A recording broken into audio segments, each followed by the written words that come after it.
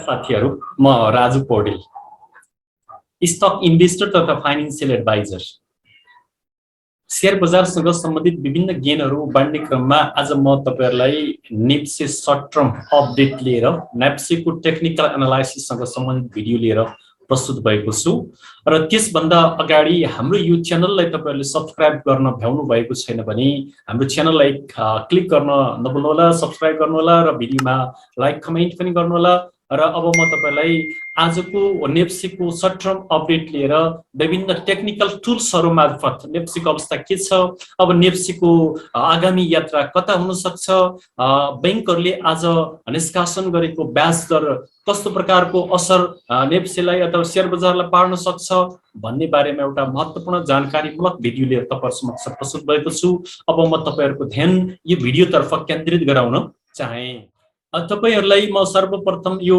नेप्सेको fear and grid metre मेरो लगानी data एनालिटिक्सको fear and grid मिटरबाट हेर्दाखेरि बजार कुन अवस्थामा छ एक्सट्रिम फियरमा छ कि अथवा बेरिसमा छ कि अथवा न्यूट्रलमा छ अथवा बुलमा छ कि एक्सट्रिम बुलमा छ भन्ने कुरा तपाईहरुलाई जानकारी गराउन गइराखेको छु अहिले बजार चाहिँ न्यूट्रलमा छ न्यूट्रल भनेको बुल पनि छैन बियर पनि छैन यदि यो घडीको सुई यता रातोतिर आएको भए बियर हुन्थ्यो यता हरियोतिर आएको बुल हुन्थ्यो र यो गाढा हरियोतिर आएको भए एक्सट्रिम बुल हुन्थ्यो अहिले नेप्से चाहिँ फियर एन्ड ग्रिड मिटरको यो अवस्थामा न्यूट्रलको अवस्थामा देखिन्छ भने अरु सेक्टरको अवस्था के छ भनेर हामीले यहाँबाट हेर्न सक्छौं जस्तै बैंकिङ सेक्टर पनि न्यूट्रलमा छ बैंकिङ सेक्टर पछि हामी डेभलपमेन्ट बैंकको अवस्था हेरौं डेभलपमेन्ट बैंक चाहिँ बुलमा छ त्यसपछि हामी फाइनान्सको अवस्था के छ हेरौं फाइनान्स पनि बुलमै छ अहिलेसम्म त्यसपछि होटल चाहिँ बेरिसमै छ होटललाई चाहिँ कोभिडले असर गरिसकेको छ त्यसपछि माइक्रो फाइनान्स पनि न्यूट्रलमै छ नन लाइफ इन्स्योरेन्स पनि न्यूट्रलतिरै छ त्यसपछि लाइफ इन्स्योरेन्सको अवस्था त बेरिसमै प्रवेश गरेको अवस्था देखिन्छ लाइफ इन्स्योरेन्सको अवस्थाको यो घडीको सुईबाट हेर्दाखेरि बेरिसमै पुगेको अवस्था देखिन्छ हाइड्रो पावरको अवस्था अहिले पनि बुलमै छ म्यानुफ्याक्चरिङ प्रोसेसको अवस्था पनि न्यूट्रलमै देखिएको छ भने अदर्सको अवस्था पनि बेरिसमै पुगेको देखिन्छ सबैभन्दा बढी बेरिसमा पुगेको अदर सेक्टर यो फियर एन्ड ग्रिड मिटरबाट देखिन्छ भने अन्य टेक्निकल टुल्सहरुबाट हेर्दाखेरि नेप्सेको अवस्था के छ भन्ने कुरा म तपाईहरुलाई जानकारी गराउन चाहन्छु हामीले सर्वप्रथम तपाईहरुलाई यो Bollinger band 5 days moving average र 20 डेज मुभिङ एभरेज मार्फत नेप्सेको अवस्था के छ भन्ने सन्दर्भमा नि यो बोलिन्जर बैंड तलतिर पुग्न सुरु गरेको छ यसले चाहिँ डाउन ट्रेन्डमा छ मार्केट भन्ने कुरा जनाउँछ भने आज चाहिँ यो लगभग बेरिस क्यान्डल बनेको छ आज पनि र बेरिस क्यान्डल चाहिँ 5 डेज मुभिङ एभरेज भन्दा तलै बनेको अवस्था देखिन्छ केही दिन अगाडि मार्केट फर्कला जस्तो गरेको थियो त्यसपछि निरन्तर यता फेरि घटिरहेको अवस्था छ र अब फेरि यो अर्को दिनको यो क्यान्डल यो बोलिन्जर बैंडको लोवर बैंडमा आएर बन्न थाल्यो र त्यसपछि फेरि ओभरसोल्डको अवस्था देखियो भने फेरि मार्केट फर्कन सक्ने सम्भावना रहन्छ यसरी हेर्दाखेरि अहिलेको अवस्थामा मार्केट चाहिँ एकदमै डाउन ट्रेन्डमा गइसकेको अवस्था देखिन्छ यहाँबाट निरन्तर रूपमा यो तलतिर झरिराखेका छन् क्यान्डलहरु र डाउन ट्रेन्डमा गएको अवस्था देखिन्छ त्यसपछि हामी भोल्युम बेसबाट हेर्दाखेरि एभरेज भोल्युम भन्दा निरन्तर रूपमा भोल्युम तलै परिराखेको छ र भोल्युम चाहिँ आज चाहिँ भोल्युमको मात्रा बढे तापनि भोल्युमको जुन क्यान्डल छ यो क्यान्डल चाहिँ रातो बनेको छ यसबाट सेलिङ प्रेसर बढी आएको हो कि भन्ने देखिन्छ आजको मार्केटको भोल्युम बढेको छ तर त्यो ब्याज दरको त्रासले गर्दाखेरि सेलरहरुको प्रेसर बढी आएको हो कि भन्ने संकेत यसले गरिराखेको छ भोल्युम बेसबाट हेर्दाखेरि भने एभरेज भोल्युम भन्दा तलै नै भोल्युम बनिराखेको छ भने अब अर्को टेक्निकल टुल्स आरएसआई बाट हेर्दाखेरि आरएसआई ले 40 मा सपोर्ट लिन नसकेर फेरि 40 बाट तलतिर लागेको अवस्था देखिन्छ 34 तिर आरएसआई झरेको देखिन्छ पहिला पनि यो आरएसआई 40 काटेर माथि गएर फेरि 37 तिर झरेको थियो फेरि 40 काटेर माथि गएको थियो डी को आरएसआई र फेरि अहिले 34 तिर आरएसआई आएको छ यो भन्दा लो आरएसआई 24 सम्म आएको थियो आरएसआई ले पनि मार्केट डाउन ट्रेन्डमै छ भन्ने संकेत गरेको छ डेको आरएसआई ले भने मन्थको आरएसआई बाट हामी वीकको आरएसआई मा जाँदाखेरि विकको आरएसआई पनि 60 मा सपोर्ट नलिकन निरन्तर रूपमा घटिराखेको छ। अब यो धेरै घटेर आयो भने 40 मा आएर सपोर्ट लिन सक्ने सम्भावना रहन्छ। यसबाट हेर्दाखेरि नि मार्केट डाउन ट्रेन्डमै छ भन्ने बुझिन्छ भने मन्थको आरएसआईबाट हेर्दाखेरि पनि मार्केटले एउटा नयाँ हाई बनाइसकेपछि निरन्तर रूपमा मन्थको आरएसआई पनि घटेर ठाडै रूपमा घटेर तलतिर आइसकेको छ, 72 तिर आइसकेको छ। र ब्याक टेस्टिङ गरेर हेर्दाखेरि विगतका बुलहरुमा पनि हामीले मन्थको आरएसआई जस्तै यो यहाँबाट पहिलाको बुल सुरु हुँदाखेरि यहाँबाट बुल सुरु भएको रहेछ। पहिलाको 1 अक्टोबर 2012 मा आरएसआईले 40-60 काटेर माथितिर गएको, निरन्तर रूपमा यो माथि गएर मन्थको आरएसआईले यहाँनेर आएर एकचोटि नोभेम्बर 14 मा सपोर्ट लिएछ, त्यसपछि अर्कोचोटि 13 मे 2015 मा सपोर्ट लिएछ, त्यसपछि 1 नोभेम्बर 2015 मा सपोर्ट लिएछ र त्यसपछिको यात्रा भनेको योभन्दा अघिल्लो बुलको चाहिँ जुन 1888 सम्मको यात्रा पुगेको थियो, यहाँसम्म पुगेर अनि मार्केट चाहिँ बेरिसमा प्रवेश गरेको रहेछ। र मन्थको आरएसआई जब 60 भन्दा तल गयो भने मार्केट बेरिसमा गएको संकेत गर्छ। तर अहिले मन्थको आरएसआई माथि नै भएको र यो आरएसआई 72 तिर आइपुगेको हुनाले एकचोटि यहाँ आएर सपोर्ट लिएर फेरि फर्केर माथि पुगेर फेरि तल आएर 60 काटेसी मात्रै विगतको तथ्याङ्कहरूलाई, विगतको आरएसआई को इतिहासलाई हेर्दाखेरि बुल चक्र समाप्त भएको हामीले पाउँछौँ भने अहिले चाहिँ बुल चक्र समाप्त भएको होइन, अहिले चाहिँ हेभी करेक्सन भएको हो। यो करेक्सनलाई हामीले स्वाभाविक रूपमा करेक्सनको रूपमा बुझौँ, बेरिसमा प्रवेश गरेको हो कि बजार भन्ने कुरा जुन अहिले बजारमा व्यापक रूपमा हल्ला फैलिरहेको छ, त्यो हल्लालाई हामीले यो आरएसआईबाट हेर्दाखेरि आधिकारिकता मान्न सक्दैनौँ। किन भन्दा जबसम्म यो आरएसआई आएर 60 मा ठोकिएर तल झर्दैन तबसम्म हामी बेरिसमा प्रवेश गरेको भनेर भन्न मिल्दैन। विगतको तथ्याङ्कहरूलाई हेर्दाखेरि आरएसआईले यहाँ सपोर्ट लिएर फेरि एउटा रिबाउन्स गरेर अर्को एउटा नयाँ हाई बनाएर मात्रै यो अहिलेको चक्र समाप्त हुन सक्छ भन्ने कुरा विगतको तथ्याङ्कलाई इतिहास दोहोरिन्छ भन्ने कुरालाई आधार मानियो भने यस्तो अवस्था देखिन्छ भने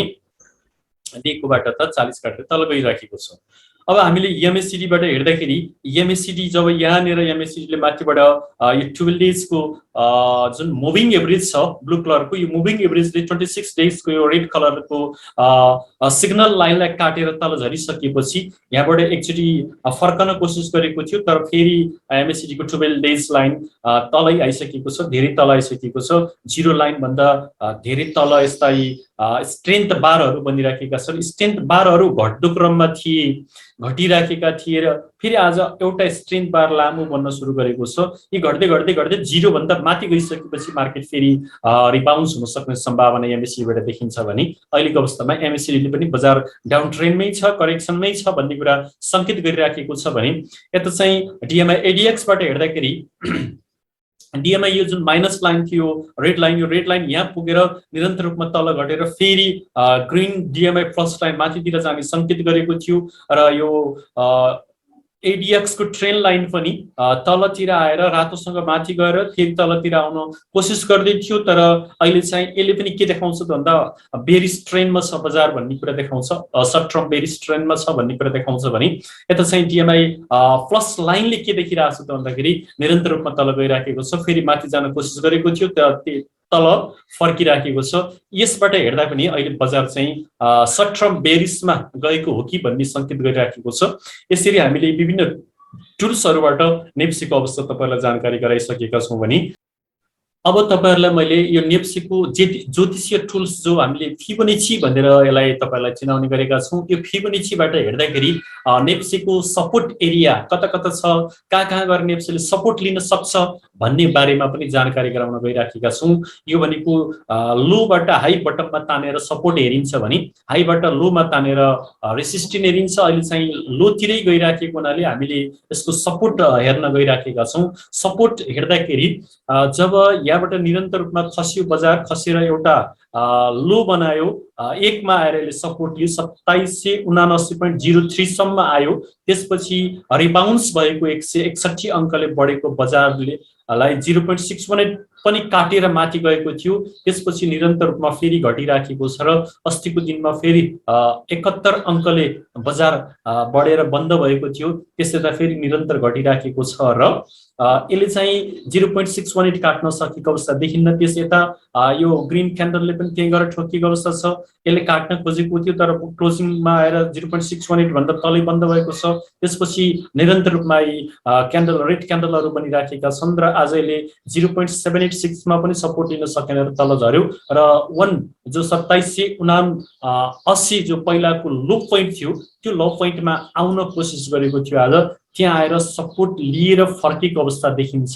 आज म्याक्सिमम बजार लोमा चाहिँ 2795.24 सम्म आएर अहिले बन्द हुने बेलामा क्लोजिङमा 2812.39 मा पुगेर बन्द भएको छ। यसरी फिबोनाचीबाट हेर्दाखेरि पनि बजार डाउन ट्रेन्डमै छ। अब यसको अर्को सपोर्ट एरिया भनेको 2779.03 जो पहिलाको पनि लो हो। यहाँबाट पनि बजार रिबाउन्स हुन सक्छ किनभने पहिला पनि यहाँबाट फेरि रिबाउन्स भएर माथि गएको थियो र यसरी हामीले विभिन्न यी टुल्सहरुबाट हेर्दाखेरि यो सपोर्टबाट हेर्दाखेरि यस्तो छ भने रेसिस्टेन्टबाट हेर्दाखेरि पनि यसले चाहिँ 0.236 मा आज रेसिस्टेन्ट लिएको अवस्था देखिन्छ।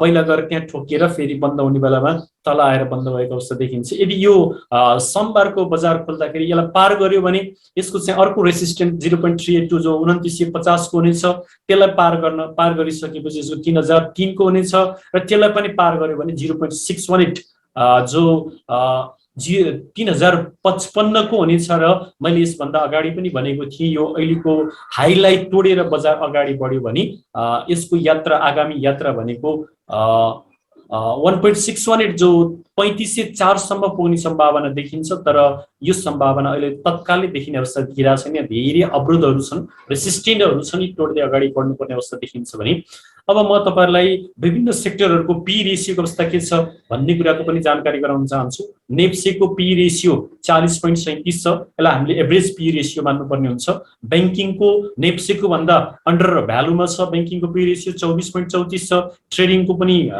40 भन्दा माथि नै रहेछ, 42.44 रहेछ। होटल एन्ड टुरिज्मको 0, डेभलपमेन्ट बैंकको पनि P ratio average P ratio भन्दा तल छ। नेप्सीको पी रेशियो भन्दा हाइड्रो पावरको चाहिँ बढी रहेछ 56.42, फाइनान्सको चाहिँ 50.78, नेप्सीको भन्दा फाइनान्स र हाइड्रो पावरको बढी रहेछ।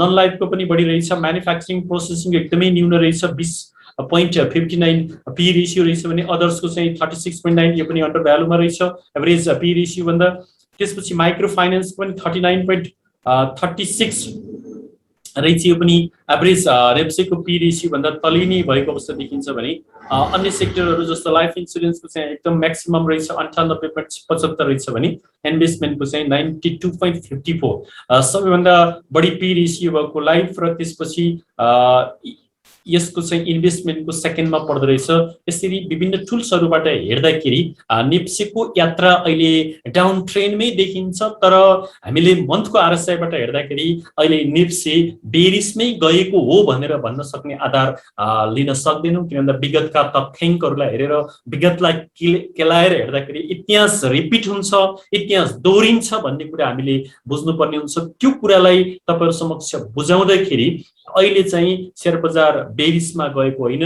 यो राष्ट्र बैंकको मौद्रिक नीतिपछि त्यसपछि त्यो 12 करोडको क्याप त्यसपछि यो बैंकले आज बढाएको ब्याज दरको कारणले शेयर बजारमा एउटा सेलिङ प्रेसर परेको हो। यो क्षणिक समयको लागि प्रेसर पर्न सक्छ र फेरि बजारले एउटा नयाँ लय लिँदै अगाडि बढ्न सक्छ भन्ने कुरा हामीले तपाईहरुलाई बताउन सक्छौं। र अर्को कुरा यो जुन ब्याज दर आज विभिन्न बैंकहरुले कमर्सियल बैंकहरुले प्रकाशन गरेका छन् यो ब्याज दर चाहिँ भदौको बेस रेटको आधारमा तय गरिएको ब्याज दर हो। अब यो ब्याज दरले लामो समयसम्म असर गर्छ कि गर्दैन भन्ने कुरा पनि हामीले बुझ्नुपर्ने हुन्छ। यो ब्याज दर क्षणिक रूपको लागि बढेको हो कि दीर्घकालीन रूपमा बढेको हो भन्ने कुरा हामीले अध्ययन अनुसन्धान गर्नुपर्ने हुन्छ।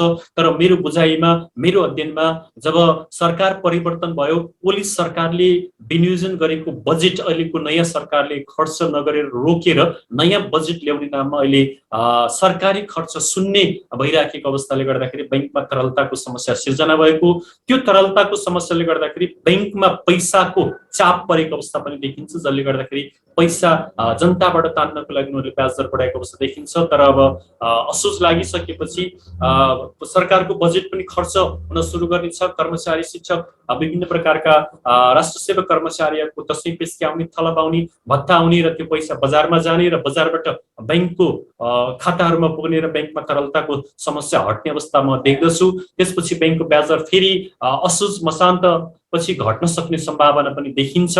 तर पहिलाको जसरी अब पुरै घटेर बजार पहिलाको चाहिँ स्पिडमा दौड्ने अवस्था अब देखिन, किन भन्दा लकडाउन पनि पुरै उग्लो भइसकेको छ। सबै शैक्षिक सङ्घ संस्थाहरू, उद्योग धन्दाहरू खोल्ने अवस्था भइसकेको छ। त्यसले गर्दाखेरि सबै क्षेत्रका मान्छे जो शेयर बजारमा प्रवेश गरेका थिए ती मान्छेहरू आफ्नो पेसा व्यवसायमा जाने क्रममा अहिले शेयर बजारलाई के असर गर्न सक्छ कि भन्ने देखिन्छ भने दीर्घकालीन रूपमा अहिले लाखौं लाख नयाँ लगानीकर्ताहरू शेयर बजारमा प्रवेश गरिसकेको अवस्था, अनलाइनबाट शेयर खरिद बिक्री गर्न पाउने जुन सुविधा छ विश्वको जुनसुकै कुना काप्चाबाट, त्यसले गर्दाखेरि गत बेरिसको जस्तो शेयर बजार पुरै बेरिसमा जाने अवस्था अहिले म देखिराखेको छैन। शेयर बजार बढ्ने, केही 200-400 अङ्कले बढ्ने, फेरि 100, 200, 150, 200 अङ्कले घट्ने, यस्तो अवस्था भइराख्ने अवस्था मैले देखिराखेको छु। त्यसकारण अहिले हामी आत्तिएर शेयर बेचेर बजारबाट बाहिरिने अवस्था होइन कि केही समय हेर्ने हो कि बजार वेट एन्ड सीमा बस्ने हो कि भन्ने कुरा पनि म तपाईलाई जानकारी गराउन चाहन्छु।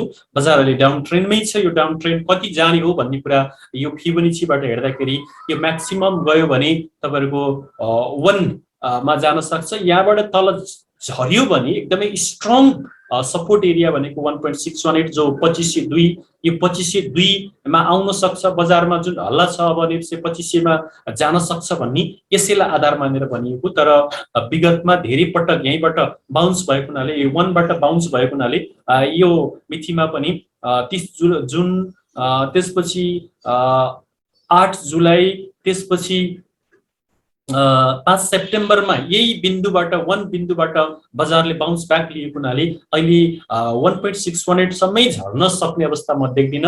त्यति झर्यो भने त बजार बेरिसमै गएको संकेत हुन्छ, किन भन्दा 3200 बाट 2500 मा आउनु भनेको यो 700 अङ्कले बजार घट्नु भनेको त बेरिसमै गएको संकेत गर्छ। त्यसकारण अहिले बेरिस मा प्रवेश बजार गरेको होइन। विगतको तथ्याङ्कहरूलाई केलाउँदाखेरि RSI को इन्डिकेटरबाट हेर्दाखेरि, त्यसकारण हामी आत्तिएर शेयर बेचेर भाग्ने काम नगर्ने हो कि भन्ने सन्देश यो भिडियो मार्फत तपाईलाई दिन चाहन्छु। तर यस्ता प्रकारका भिडियोहरू कार्य शिक्षामूलक उद्देश्यले हामीले निर्माण गर्दै आइराखेका छौं। यही भिडियोलाई आधार मानेर तपाईहरुले शेयर खरिद बिक्री गर्ने काम नगर्नु होला भन्दै आजको यो महत्त्वपूर्ण जानकारीमूलक भिडियोबाट बिदा हुनुभन्दा अगाडि यो भिडियो हेरिसकेपछि शेयर गर्न नभुल्नु होला, साथै लाइक र कमेन्ट पनि गर्नु होला र पोजिटिभ फिडब्याक दिनु होला भन्दै आजलाई म यो भिडियोबाट बिदा हुन चाहन्छु। हस्त नमस्कार, फेरि अर्को भिडियोमा भेटौँला।